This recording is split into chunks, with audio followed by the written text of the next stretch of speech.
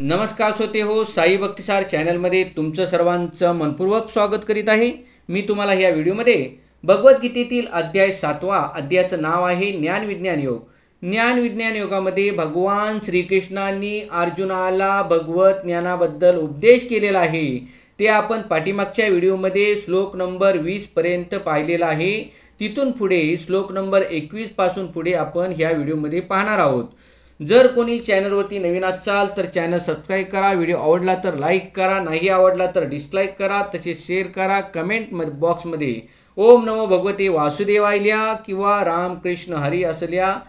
तर आपण श्लोक नंबर 21 चालू करूया। श्री गणेशाय नमः, श्री सरस्वती नमः, ओम नमो भगवते वासुदेवाय नमः, ओम नमः शिवाय, ओम साईनाथाय ओम। यो यो यां तनुभक्तश्रद्धयार्चितुमिच्छति तस्य तस्याञ्चलं श्रद्धां तामेव विदधाम्यहम्। मी भगवान श्रीकृष्ण म्हणतात अर्जुनाला, मी परमात्मा रूपाने प्रत्येकाच्या हृदयात स्थित आहे। जेव्हा मनुष्य विशिष्ट देवताची उपासना करण्याची इच्छा करतो तेव्हा त्या विशिष्ट देवतेवर मी त्याची श्रद्धा दृढपणे स्थिर करतो, जेणेकरून तो त्या देवतेची उपासना करण्यास स्वतःला समर्पित करू शकतो।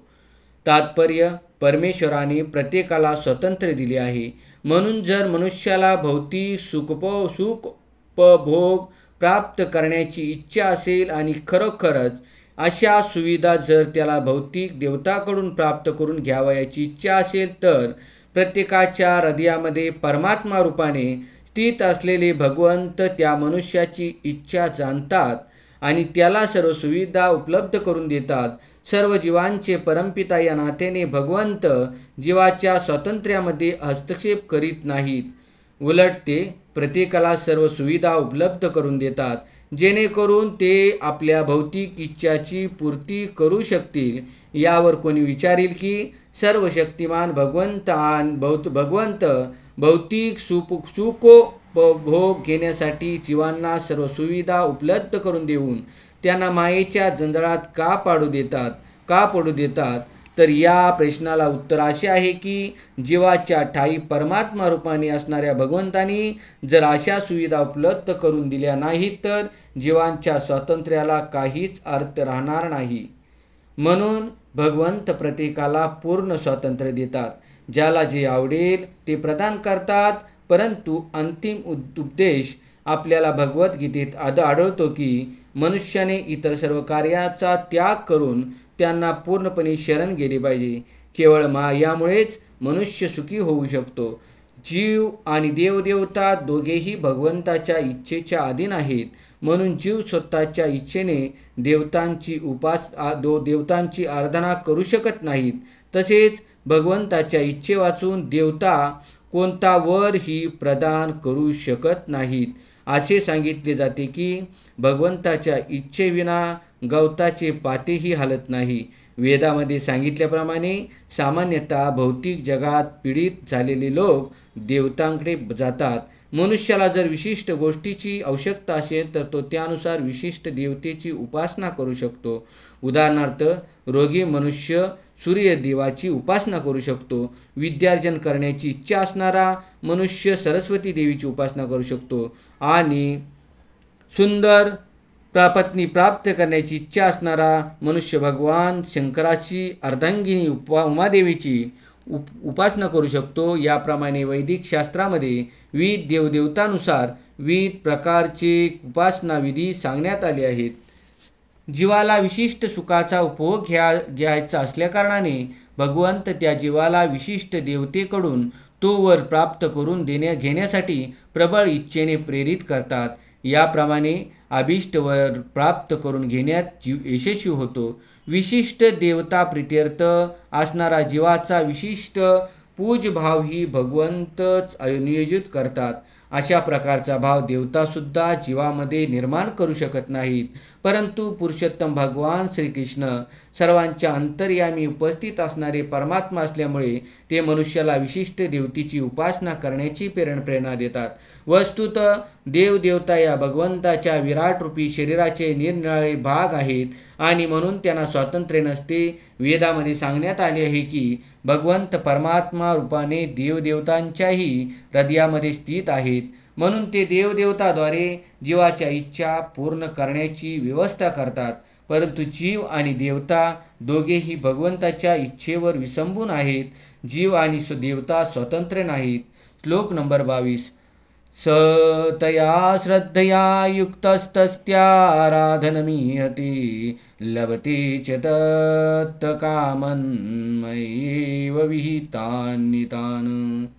अशा श्रद्धेने युक्त होऊन तो विशिष्ट देवतेची कृपा संपादन करण्याचा प्रयत्न करतो आणि आपले इच्छित भोग प्राप्त करतो. परंतु वस्तुतः हे लाभ केवळ मीच प्रदान करतो. तात्पर्य, भगवंताच्या अनुमती वाचून देवता आपल्या भक्तांना वरदान देऊ शकत नाहीत.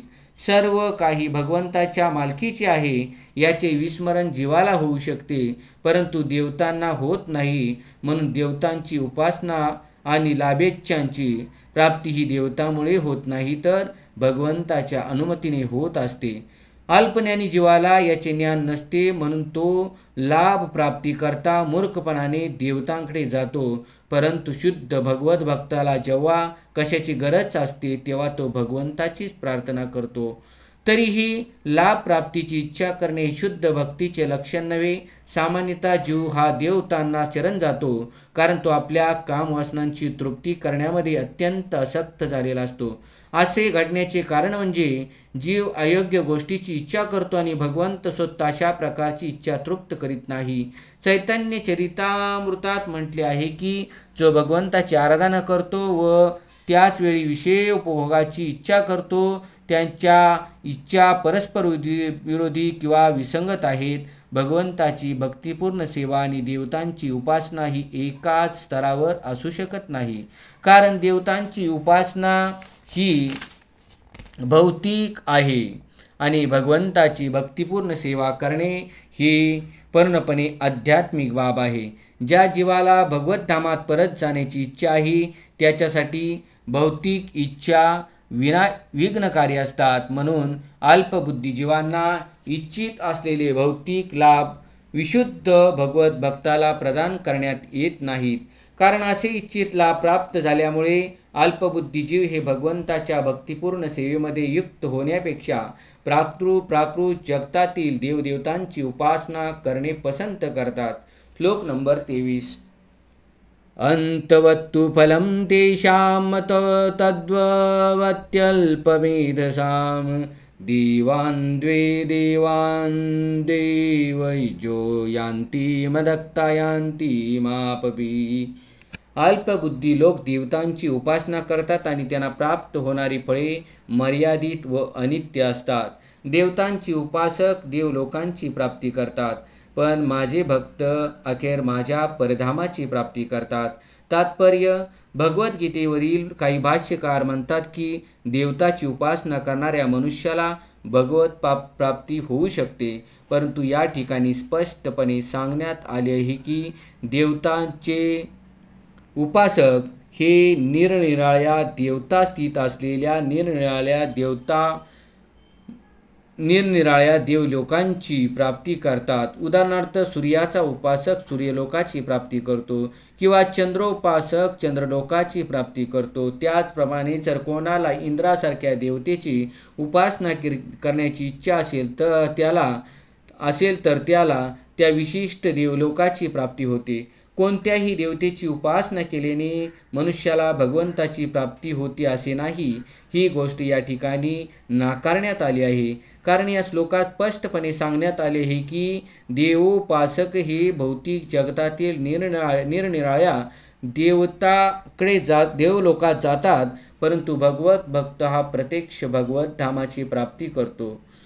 या ठिकाणी असा मुद्दा उपस्थित केला जाऊ शकतो की जर या ठिकाणी असा मुद्दा उपस्थित केला जाऊ शकतो की जर देवता या भगवंताच्या शरीराच्या विविध भाग आहेत तर देवतांची उपासना केल्याने भगवंताची प्राप्ती झाली पाहिजे, परंतु देवोपासक ही अल्पबुद्धी आहेत, कारण शरीराच्या कोणत्या भागाला अन्नाचा पुरवठा केला पाहिजे हे त्यांना माहीत नसते. त्यांच्यापैकी काही लोक इतके मूर्ख असतात की ते म्हणतात शरीराला अनेक भाग असतात आणि त्यांना अन्न पुरवठा करण्यासाठी अनेक मार्ग असतात, पण हे उत्तर समर्पक नाही.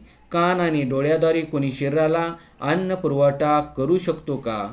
त्यांना माहीत नसते की या देवता म्हणजे भगवंताच्या विराट शरीराचे निरनिराळे अवयव आहेत आणि अज्ञानामुळे त्यांना वाटते की प्रत्येक देवता म्हणजे एक निराळा ईश्वरच आहे आणि तो परमेश्वराचा प्रतिस्पर्धी आहे. केवळ देवताच भगवंताचे अंश आहेत असे नाही, तर सामान्य जीवसुद्धा भगवंताचे अंश आहेत. श्रीमद भागवतात सांगण्यात आले आहे की ब्राह्मण हे भगवंताचे मस्तक आहे, क्षत्रिय हे भाव आहेत, वैश्य कटी तथा शूद्र हे पाय आहेत आणि हे सर्वजण विविध कार्य करतात. आपल्या स्थितीचा विचार न करता जर मनुष्याने जाणले की जीव आणि देवता दोघेही भगवंताचेच अंश आहेत तर त्याचे ज्ञान हे परिपूर्ण ज्ञान आहे. परंतु जर त्याने हे जाणले नाही तर त्याला देवता निवास करणाऱ्या विविध लोकांची प्राप्ती होते. भगवत भक्त प्राप्त करीत असलेल्या गीतेप्रमाणे ही गती समान नसते. देवताकडून प्राप्त झालेले वर हे अनित्य असतात, कारण या भौतिक जगातातील लोक देवता आणि त्याचे उपासक हे सर्वच नाशवर असतात. म्हणून या श्लोकामध्ये स्पष्टपणे सांगण्यात आले आहे की देवतांची उपासना करून प्राप्त झालेले सर्व लाभ हे क्षणिक असतात आणि यास्तव अशी उपासना केवळ अल्पबुद्धी जीवच करतात. कृष्ण भावनेद्वारे भगवत भक्तीमध्ये युक्त झालेल्या विशुद्ध भक्ताला सच्चिदानंद जीवन प्राप्त होते, म्हणून त्याने प्राप्त केलेला लाभ हा देवताच्या साधारण उपासकाने प्राप्त केलेल्या लाभाहून अत्यंत भिन्न असतो. भगवंत हे अनंत आहेत, त्यांची करुणा कृपा अपार आहे आणि म्हणून भगवंताची आपल्या शुद्ध भक्तावर निस्सीम कृपा असते. श्लोक नंबर 24.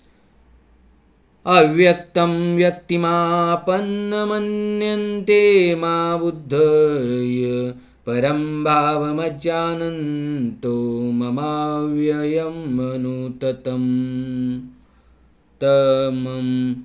मला पूर्णपणे न जाणणाऱ्या अल्पबुद्धी लोकांना वाटते की मला म्हणजे भगवान श्रीकृष्ण म्हणतात, पूर्वी निराकार होतो आणि आता व्यक्तित्व धारण केले आहे. त्याच्या अज्ञानामुळे ते माझे अविनाशी आणि अनुपम असे दिव्य स्वरूप जाणू शकत नाहीत. तात्पर्य देवताच्या उपासकांना अल्पज्ञ म्हणण्यात आले आहे. तसेच या ठिकाणी निर्विशेषवादी लोकांचेही अल्पज्ञ म्हणून वर्णन करण्यात आले आहे. येथे भगवान श्रीकृष्ण आपल्या साकार रूपामध्ये अर्जुनाशी बोलत आहेत, पण तरीही अज्ञानवश निर्विशेषवादी वाद घालतात की परमेश्वर हा अंतिमत निराकार आहे. श्रील रामानुजाचार्याच्या परंपरेतील महान भगवद्भक्त यमुनाचार्यांनी या संदर्भात 2 सुंदर श्लोक रचले आहेत. ते म्हणतात की त्वान्नशीलरूपचरितेय परम प्रकृष्टेय सत्वेन सात्विकतया प्रबलेश्वरशास्त्रेय प्रख्यातदैव परमार्थविन्दां मतेष्व नैवासुरप्रकृतय प्रभवन्ति बोधधूम. हे प्रभू वासुदेव आणि नारदासारखे भक्त तुम्हाला पुरुषोत्तम भगवान म्हणून जाणतात.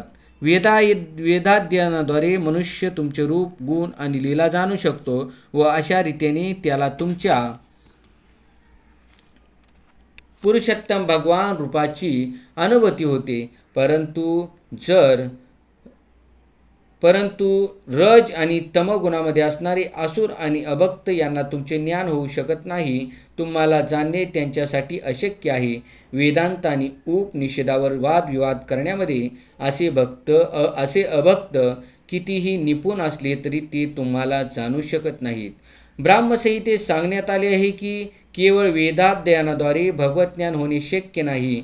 केवळ भगवंताच्या कृपेनेच आपण त्यांना जाणू शकतो. म्हणून या श्लोकात स्पष्टपणे सांगण्यात आले आहे की केवळ देवतांचे उपासकच नव्हे तर कृष्ण भावनेचा लेश मात्रही गंध नसलेले आणि वेदांतावर भाष्य करणारे अभक्तही अल्पबुद्धीच आहेत आणि अशा अल्पबुद्धींना परमेश्वराच्या साकार रूपाने ज्ञान होणे शक्य नाही.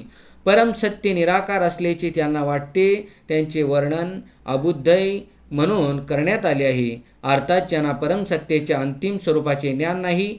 श्रीमद्भागवतात सांगण्यात आले आहे की परमसत्याच्या साक्षात्काराच्या प्रारंभी निर्विशेष ब्रह्माची अनुभूती होते.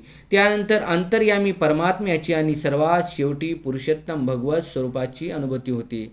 आजकालचे निर्विशेषवादी तर अधिकच अज्ञानी आहेत, कारण ते निर्विशेषवादाचे आद्य प्रवर्तक शंकराचार्याचेही अनुसरण करत नाहीत. शंकराचार्यांनी स्पष्टपणे सांगितले आहे की श्रीकृष्ण हेच पुरुषोत्तम श्री भगवान आहेत. म्हणून निर्विशेषवाद्यांना परमसत्याचे ज्ञान नसल्यामुळे ते श्रीकृष्णांना साधारण देवकी किंवा वासुदेव पुत्र अथवा राजकुमार अथवा महापुरुष असे म्हणतात. भगवद्गीतेमध्ये या गोष्टीची निंदा करण्यात आली आहे. अवजानंती मुडा मानुषी तनुमाश्रितम. केवळ मूर्खच मला साधारण मनुष्य समजतात. वस्तुतः भक्तिपूर्ण सेवा आणि कृष्ण भावनेचा विकास केल्याशिवाय कोणीही श्रीकृष्णांना जाणू शकत नाही. श्रीमद्भागवतात ही याला पुष्टी देण्यात आली आहे. अथापि ते देव पदांबुजदय प्रसादलेशान्नो गृहीत यवहि जानाति तत्त्वं भगवन् महिन्मो न चान्य एकोपी चिरन्न विचिनवन. हे भगवान, जर मनुष्यावर तुमच्या चरणकमलाची लेश मात्र कृपा झाली तरी तो तुमचे महान स्वरूप जाणू शकतो. परंतु अनेक वर्ष वेदाध्ययन करणारे आणि तुम्हाला जाणण्यासाठी तर्कवादाचा आधार घेणारे तुमचे स्वरूप जाणू शकत नाहीत. केवळ वेदाध्ययनाने किंवा मानसिक तर्कवादाच्या आधारे भगवान श्रीकृष्ण त्यांचे रूप, गुण किंवा नाम इत्यादी जाणणे शक्य नाही. केवळ भक्ती योगाद्वारेच मनुष्य श्रीकृष्णांना जाणू शकतो.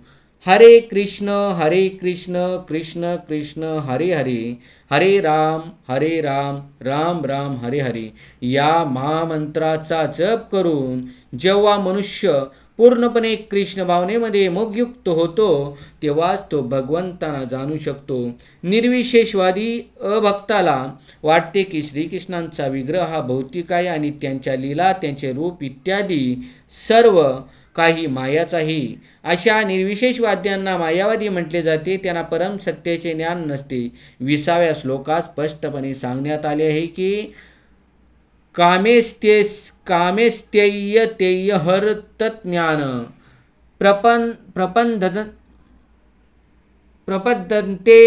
प्रपंदन्तेन देवता. कामवासनेने अंध झालेले लोक निरनिराळ्या देवतांना शरण जातात.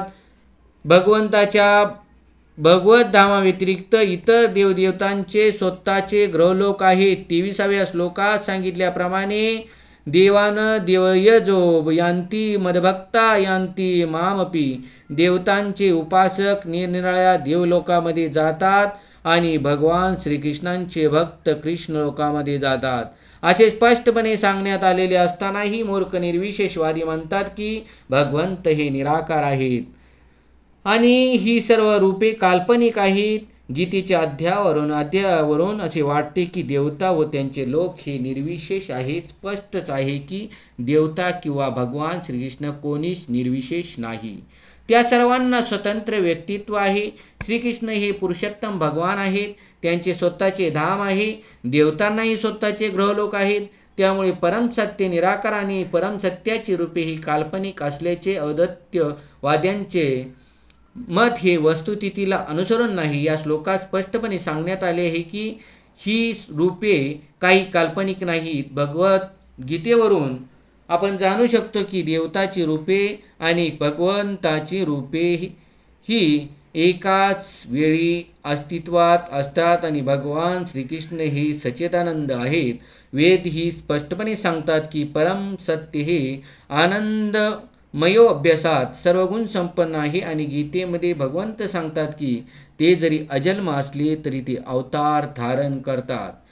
हे तथ्य आपण भगवद्गीतेपासून जाणून घेतले पाहिजे. भगवंत हे निराकार कसे असू शकतात हे आपण जाणू शकत नाही. गीतेप्रमाणे तरी निर्विशेष अद्वैतवाद्यांचा सिद्धांत मिथ्या असल्याचे सिद्ध होते. या श्लोकावरून स्पष्ट होते की परम सत्य भगवान श्रीकृष्णांना रूप तसेच व्यक्तित्व दोन्ही आहे.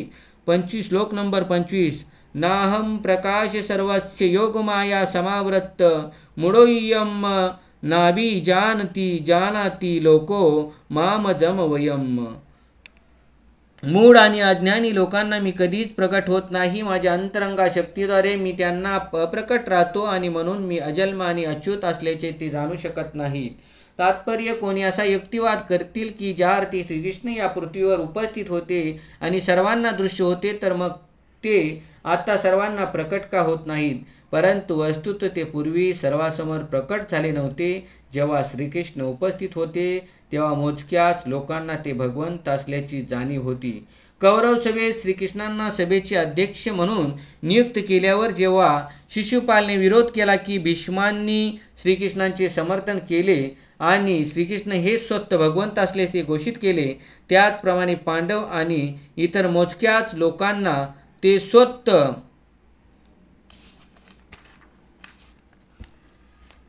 भगवंत असल्याचे माहीत होते, परंतु प्रत्येकाला ते भगवंत असल्याचे माहीत नव्हते. श्रीकृष्ण हे अभक्तांना आणि साधारण मनुष्यांना भगवान म्हणून ज्ञात नव्हते. म्हणून भगवद्गीतेत श्रीकृष्ण सांगतात की विशुद्ध भक्ताव्यतिरिक्त इतर सर्व मनुष्य ज्यांना आपल्याप्रमाणे साधारण समजतात ते केवळ आपल्या भक्तांनाच रचराज म्हणून प्रकट होतात, परंतु इतर निर्भूत भक्तांसाठी ते आपल्या अंतरागा शक्तीने आच्छादितच राहतात. श्रीमद्भागवतातील कुंती देवीच्या प्रार्थनेमध्ये सांगण्यात आले की भगवंत हे योगमायेच्या पडद्याने आच्छादित असतात आणि म्हणून साधारण मनुष्य त्यांना जाणू शकत नाहीत. या योगमायारूपी पडद्याबद्दल ईशोपनिषदामध्येही सांगण्यात आले आहे. त्या ठिकाणी भक्त प्रार्थना करतो की हिरण्मयन्न पात्रेन्न सत्यस्य पिहितं मुखं तत्वं पुषन्न पार्वनु सत्यधर्माय दृष्टे. हे प्रभो, तुम्ही संपूर्ण विश्वाचे पालन करते आहात आणि तुमची भक्तिपूर्ण सेवा हाच सर्वोच्च धर्म आहे. म्हणून मी तुमची प्रार्थना करतो की तुम्ही माझे सुद्धा पालन करा. तुमचे दिव्य रूप योगमायेने आच्छादित आहे. ब्रह्मज्योती म्हणजे तुमच्या अंतरंगा शक्तीचे आवरण आहे. तुमचा सच्चिदानंद विग्रह पाण्यात बाधा आणणारे हे दैदिप्यमान तेज कृपया दूर करा. भगवंताचे सच्चिदानंद स्वरूप हे ब्रह्मज्योतीच्या अंतरंगा शक्तीने आवृत असते आणि यामुळेच अल्पज्ञ निर्विशेषवाद्यांना भगवंताचे दर्शन होऊ शकत नाही. श्रीमद भागवतातही ब्रह्मदेव अशीच प्रार्थना करतात, हे भगवंत, हे परमात्मन, हे योगेश्वर, तुमची शक्ती आणि तुमच्या लीला यांची गणना या जगात कोण करू शकेल. तुम्ही आपल्या अंतरंगा शक्तीचा नित्य विस्तार करीत आहात आणि म्हणून तुम्हाला कोणीही जाणू शकत नाही. विद्वान, वैज्ञानिक आणि पंडित या भौतिक जगताच्या किंवा इतर लोकांच्या अनुरचनेचेही परीक्षण करू शकतील, परंतु तुम्ही त्यांच्यासमोर जरी उपस्थित झाला तरी ते तुमच्या शक्तीचे अनुमान काढू शकणार नाहीत. भगवान श्रीकृष्ण हे केवळ अजन्मच नव्हे तर अव्यय किंवा अविनाशी आहेत. त्यांचे रूप हे सच्चिदानंद आहे आणि त्यांच्या सर्व शक्ती अविनाशी आहेत. श्लोक नंबर 26. वेदाहं समतीतानि वर्तमानानि चार्जुनं भविष्यानि च भूतानि मां तु वेदन्न क्वश्चन. म्हणून भगवान श्रीकृष्ण म्हणतात, हे अर्जुन, मी पुरुषोत्तम भगवान भूतकाळात घडलेले सर्व काही, वर्तमान काळात घडत असणारे सर्व काही, भविष्यात घडणारे सर्व काही जाणतो. मी सर्व जीवांना जाणतो, परंतु मला कोणीही जाणत नाही. तात्पर्य, या ठिकाणी साकार आणि निराकार वादाचा प्रश्न स्पष्टपणे मांडण्यात आला आहे. मायावाद्यांच्या मताप्रमाणे जर पुरुषोत्तम भगवंताचे श्रीकृष्ण रूप हे प्राकृत अर्थात माया असते तर त्यांनी साधारण जीवाप्रमाणे देहांतर केले असते आणि त्यांना आपल्या गतकाळातील चे पूर्णपणे विस्मरण झाले असते. प्राकृत देहामध्ये बद्ध असलेल्या कोणत्याही मनुष्याला आपल्या पूर्वजन्मांची स्मृती होऊ शकत नाही. तो आपल्या भविष्य काळातील जीवनाबद्दल काही सांगू शकत नाही. तसेच त्याला आपल्या वर्तमान काळातील जीवनाबद्दलही काही भाकीत करता येत नाही आणि म्हणून तो भूत, वर्तमान आणि भविष्यातील कोणत्याही घटना जाणू शकत नाही. जोपर्यंत मनुष्य भौतिक विकारातून मुक्त होत नाही तोपर्यंत तो भूत, वर्तमान आणि भविष्य जाणू शकत नाही. भगवान श्रीकृष्ण स्पष्टपणे सांगतात की साधारण मनुष्याला भूत, वर्तमान आणि भविष्याबद्दल काहीच ज्ञान नसते, परंतु ते मात्र पूर्वी घडलेले सर्व काही, वर्तमान काही काळी घडत असणारे आणि भविष्य काळात घडणारे सर्व काही पूर्णपणे जाणतात. 4थ्या अध्यायात आपण पाहिले आहे की भगवान श्रीकृष्णांना लाखो वर्षापूर्वी आपण सूर्यदेव विवस्वानाला गीता सांगितल्याचे आठवते. भगवान श्रीकृष्ण सर्व जीवांच्या हृदयात परमात्मा रूपाने स्थित असल्यामुळे ते सर्व जीवांना जाणतात. परंतु श्रीकृष्ण हे जरी पुरुषोत्तम भगवान आणि परमात्मा रूपामध्ये उपस्थित असले तरी अल्पज्ञानी व्यक्तींना निर्विशेष ब्रह्माचा साक्षात्कार झालेला असला तरी श्रीकृष्ण हे परमपुरुष असल्याचा साक्षात्कार होत नाही. निश्चितच भगवान श्रीकृष्णांचे दिव्य शरीर नश्वर नाही. भगवान श्रीकृष्ण हे सूर्याप्रमाणे आहेत आणि माया ही मेघाप्रमाणे आहे. भौतिक जगतात आपण सूर्य, मेघ तसेच नक्षत्रांना आणि ग्रहांना पाहतो. आकाशात या सर्वांना ढग तात्पुरते आच्छादित करतात, परंतु हे आवरण असल्याचे आपल्याला आपल्या मर्यादित दृष्टीमुळे वाटते. पण वास्तविकपणे सूर्य, चंद्र, तारे हे झाकलेले नसतात. त्याचप्रमाणे माया ही भगवंतांना आच्छादित करू शकत नाही.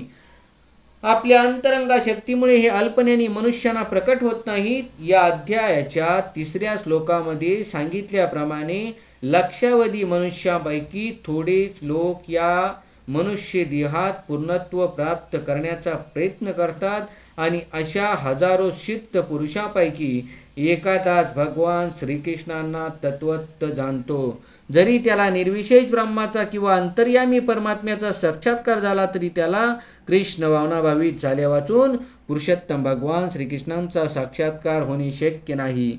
श्लोक नंबर 27. इच्छाद्वेष समुत्थेन द्वंद्व मोहेन भारत सर्वभूतानि सम्मोहं सर्गे यान्ति परंतप.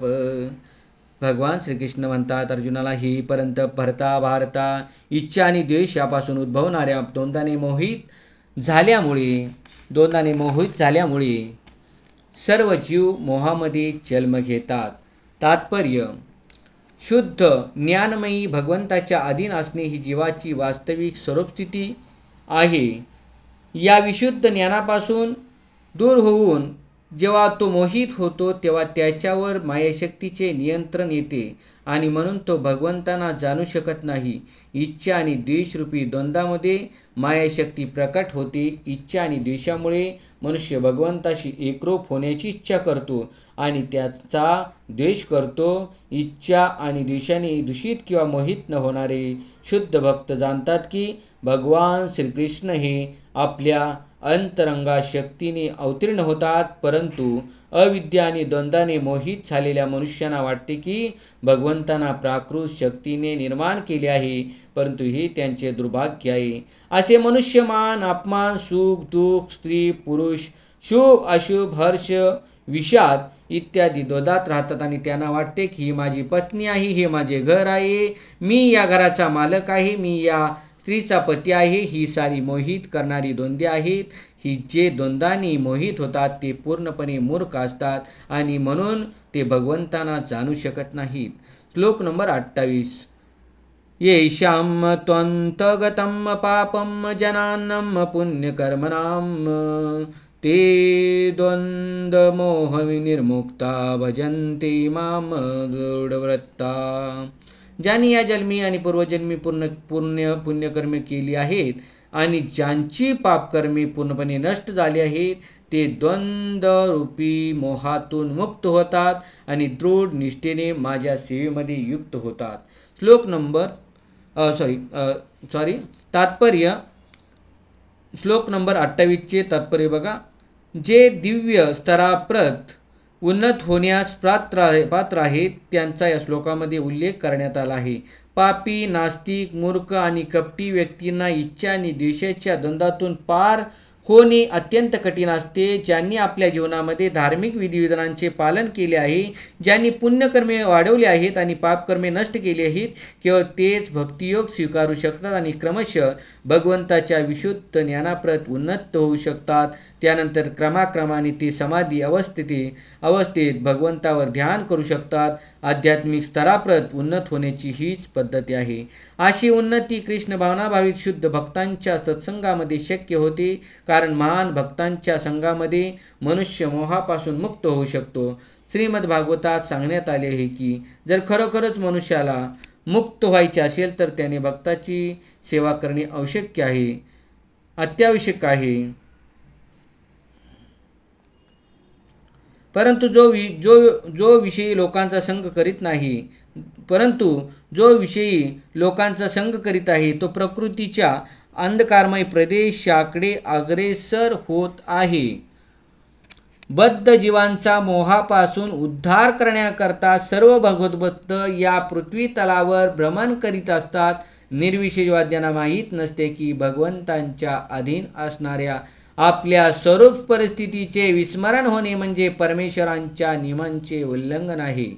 जोपर्यंत मनुष्य आपल्या स्वरूप परिस्थितीमध्ये स्थित होत नाही तोपर्यंत तो भगवंतांना जाणू शकत नाही किंवा दृढ निष्ठेने त्यांच्या दिव्य सेवेमध्ये युक्त होऊ शकत नाही. श्लोक नंबर 29. जरा मरण मोक्षाय मामश्रित्य यत्तन्ति तीव्रः त्वद्विदो कुत्सनमद्यांतकर्म चाखिलम्.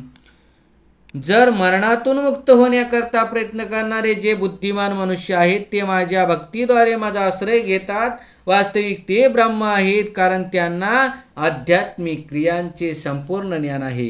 तात्पर्य, जन्म, मृत्यू, जरा आणि व्याधी या भौतिक शरीराला पीडा देतात, परंतु आध्यात्मिक देहाला जन्म मृत्यू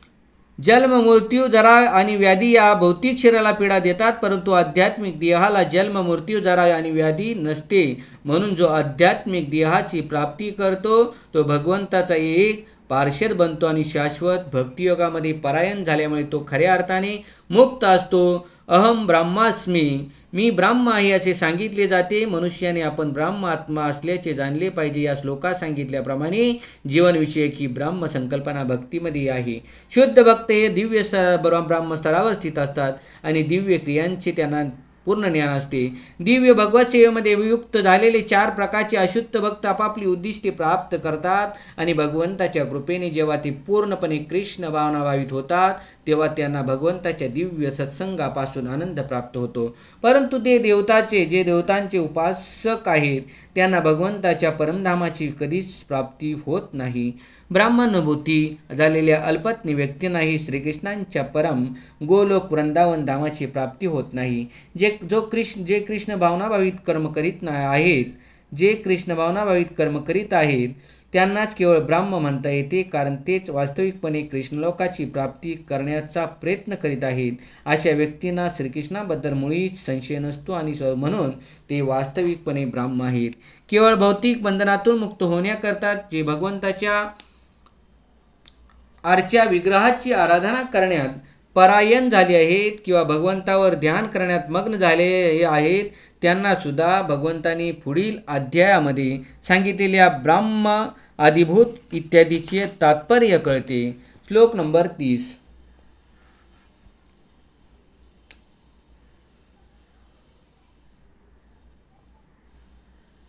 साधिभूतादिदैवं मां साधियज्ञं चैविदु प्रयाणकालेऽपि च मान्यते विधुर्योक्तचेतस.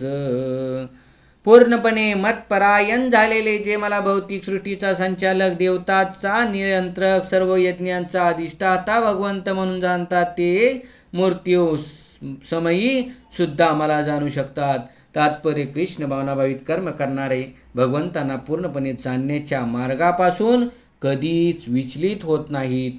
कृष्ण भावनेच्या दिव्य सानिध्यात मनुष्य भगवंत हे भौतिक सृष्टीचे संचालक तसेच देवतांचे नियंत्रक कसे आहेत हे जाणू शकतो. क्रमाक्रमाने अशा दिव्य सहवासामुळे मनुष्याची भगवंताच्या ठायी दृढ निष्ठा निर्माण होते आणि मृत्यूसमयी अशा कृष्ण भावनाभावित मनुष्य श्रीकृष्णांना कधीही विसरत नाही. म्हणून साहजिकच तो भगवत धाम गोलोक वृंदावनात प्रविष्ट होतो. मनुष्य पूर्णपणे कृष्ण भावनाभावित कसा होऊ शकतो याचे या 7व्या अध्यायात विशेष रूपाने प्रतिपादन करण्यात आले आहे.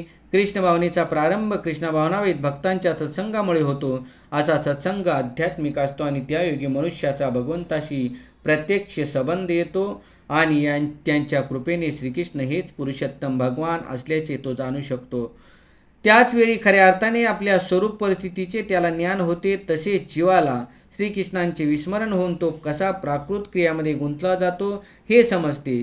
सत्संगातील कृष्ण भावनेच्या क्रमिक विकासामुळे जीव जाणू शकतो की श्रीकृष्णांच्या विस्मरणामुळेच आपण प्राकृतिक नियमाने बद्ध झालो आहे.